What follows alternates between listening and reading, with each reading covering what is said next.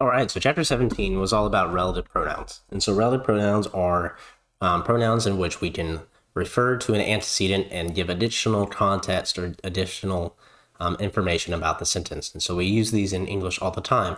So an example would be like, my dad, who is a mechanic, works on cars. So my dad is the antecedent and who is the relative pronoun.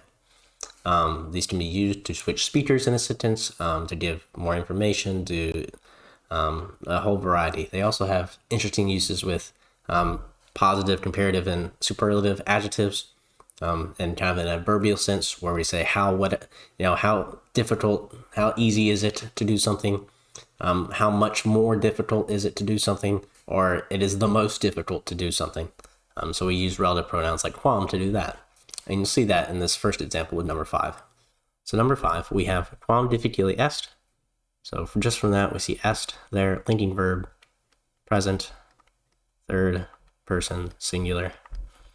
We have trahere down here, complementary, well, not complementary, but an infinitive, present infinitive. Going down, we have quam. Relative pronoun used in an adverbial sense here. Difficile is an adjective. Bona, although you could take it as probably a substantive adjective. There is the noun bonum, boni, for like the good, or like goods and services. Et bello, et states the ablative. Bello is a noun. And lastly, out is a conjunction, meaning or, like either or. So, like I just mentioned, we can take quam plus some form of adjective, positive, comparative, or superlative, and add a est, a form of sum at the end to say, how whatever is it, how whatever it is. So in this case, we have quam difficile est. So you can see how that will analog here, but how difficult is it? Difficult is it to what? To trahere, to haul. And now we get to the rest of the sentence. Bona, bonum, boni, second declension, neuter, bona, gets you accusative plural or nominative plural. We know that our subject is it, so accusative plural. Dulcia comes from dulce, dulcis, third declension. Ia, neuter. Neuter gender gives us an ia ending, which can be accusative or nominative plural. Guess what? It's accusative plural. Agreeing with bona, right? We have this bona alt dulcia.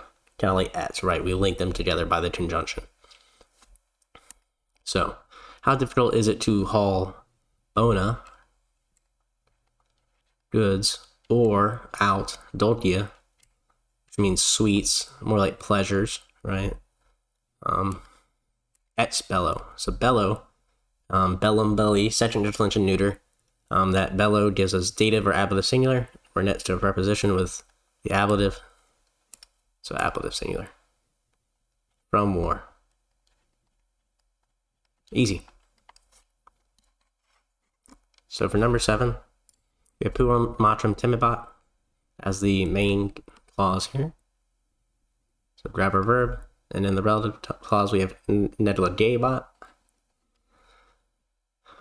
And I, from the SAP process that I went over to, will bracket relative phrases where appropriate.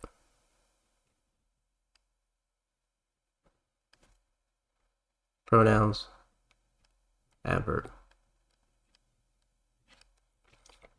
So relative pronouns should not be mission critical to forming a complete sentence. So let's just try to form the sentence on the left side. So puer comes from puer, pueri, second declension, but just from that we know it's not singular. Masculine means a boy. Timibat, our verb, comes from timeo, temere. So we have dropped the re, added a bat. So we're in the middle left here, imperfect. Third person, singular. So we can go ahead and apply that. I think you can make the leap here on how bot and bot, we will have the same. For matrim, comes from mater, matris, third declension, meaning mother. Third declension, eum ending, accusative singular. And it is feminine. So, how do we say this? Puer timibat matrim, right? The boy was afraid of. That's just what the verb means, not genitive, but was afraid of.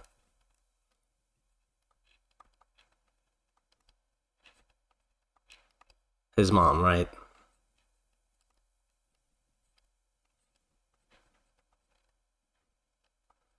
Okay, second half. So our speaker is still singular, it's still third person. However, we need to look at quai to examine who the speaker is. So quai is a relative pronoun, which refers to an antecedent, right? So we have two options for the antecedent. We have puer and matrim, one of which will be masculine relative pronoun, one of which will be feminine. So what is quai? Well, from the qui quo quote chart, which I have here, qui quo quote chart, you can see that quai has options of feminine singular nominative, or it has options of feminist plural nominative, or neuter plural nominative, or neuter plural accusative. But none of our nouns upstream of this are neuter, so we're not going to be any of those neuter options. So we can only be feminine, and the only feminine noun we have upstream of this is singular. So we are referring to the mother in singular. However, the mother up here, up by matrim, is an accusative, right? But our relative pronoun is a nominative relative pronoun. So it refers to matrim, but matrim, the mother, has now taken over as the speaker of the sentence. And since we are the speaker, we will use who and not whom. The mother who neglecjabat, right? They do that. Who was neglecting. And who's the direct object? Well, that's eum, our pronoun, which is accusative singular. So there's our dio, him, the boy, saipe, often.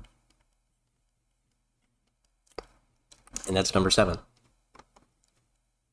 It's number 8, starting with a verb, concurrent. Grab everything else. I guess easiest way is a conjunction or an adverb, however you want to call it.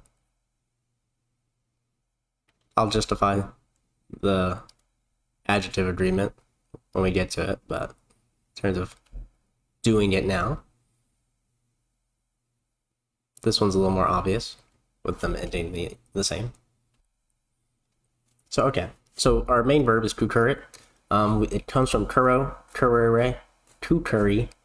So there you go. We take the third part. We have dropped the I. We have added an IT back to it. So in the middle right area, you can see how that gets us perfect third person singular. He, she, it ran. Who is our subject? Well, back at the start, we have Keller rumoris, meaning a rumor. Easy enough. We know from the dictionary then that's the nominative singular form. We also know that from Keller, third declension, adjective, that this is the nominative singular form. So we can start the sentence now with itaque.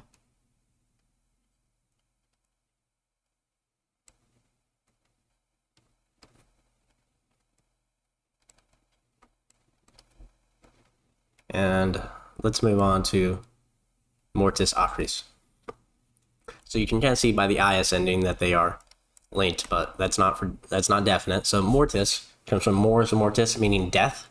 Third declension noun. So mors mortis, just from that, genitive singular.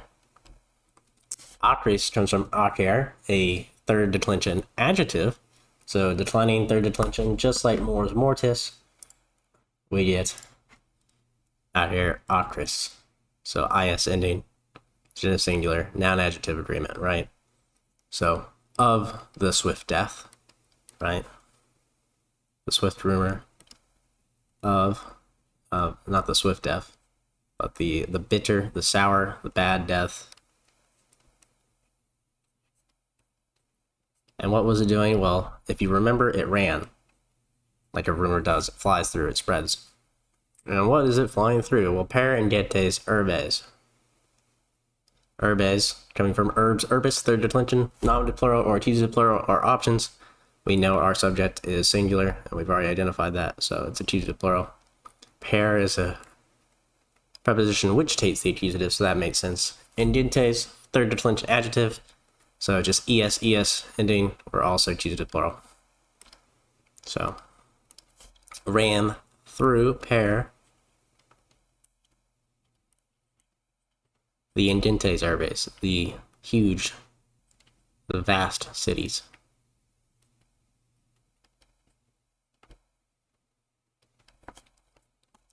And lastly, number 11. So we have a relative pronoun stuck right in the middle there, but we also have two verbs.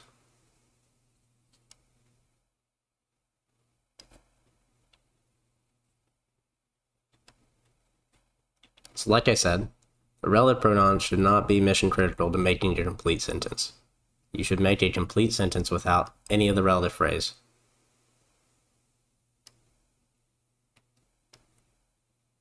Actually, I won't draw the adjective agreement yet. Even though this one might be obvious based on where their positions are. Anyhow, so starting with the main verb, timidbant, we have timidbant, just like we saw earlier, so timio, timere. This time, however, we have added bant, so it puts us again in imperfect third person, however, plural this time. For retitabat,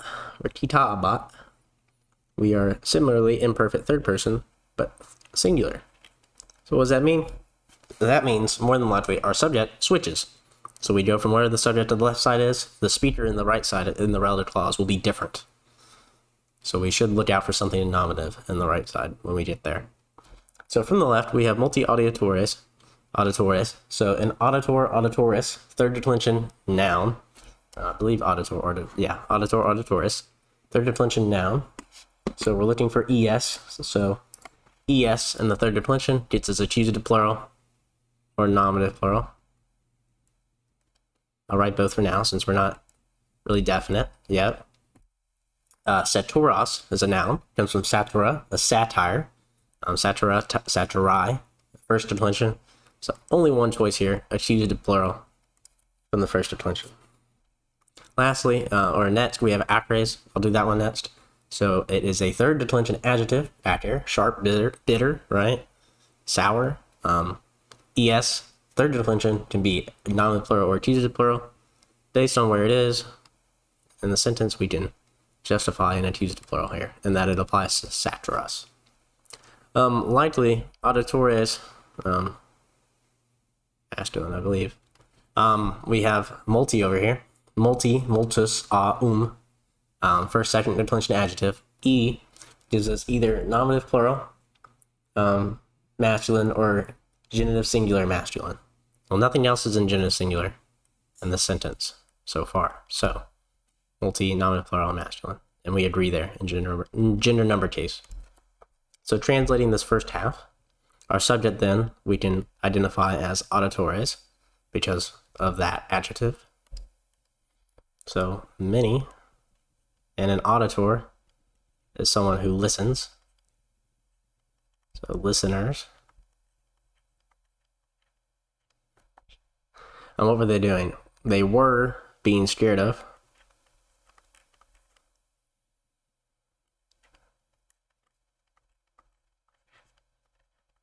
Being scared of the direct object, saturos, and not just saturos, but acres saturos. I think in this case, witty might be, or sour. I don't know witty. Let's say fierce, sharp.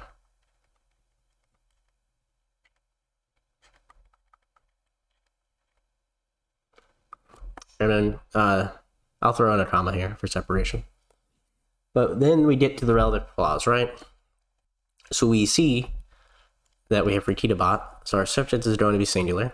Poeta comes from poeta, poetai. It's a masculine noun, although it follows first declension endings. So poeta, no matron, nominative singular. So we know our subject is the poet now. So the poet was reciting, and now we need to figure out how quas is playing. So quas, like my trick with the plurals, generally you can identify the pronouns by the as will be a feminine plural accusative. but here is your relative chart to help you out here. So quats, our options are just accusative plural feminine. That's the only thing it can be. So this is an accusative plural feminine relative pronoun. But what is its antecedent? Its antecedent is anything in the left side of the sentence that is feminine and plural can apply. But it doesn't have to be the same case. It doesn't have to be accusative, but it can be. So we see that auditores is a noun. That's masculine. That's out, right? That's out. Our relative pronoun is feminine. So the only one left is satiros, which is feminine. It just so happens to be already accusative, but that is not necessary. And it is plural, and our relative pronoun is plural. So we are saying which here, since we're not talking about a person, but which as in the direct object, what is happening? The poet was reciting. So that makes sense, right? They were scared, they were listening to the poet, and the satires which he was reciting, that's what they were scared of. So relative pronouns, easy, right? And that makes everything for chapter 17.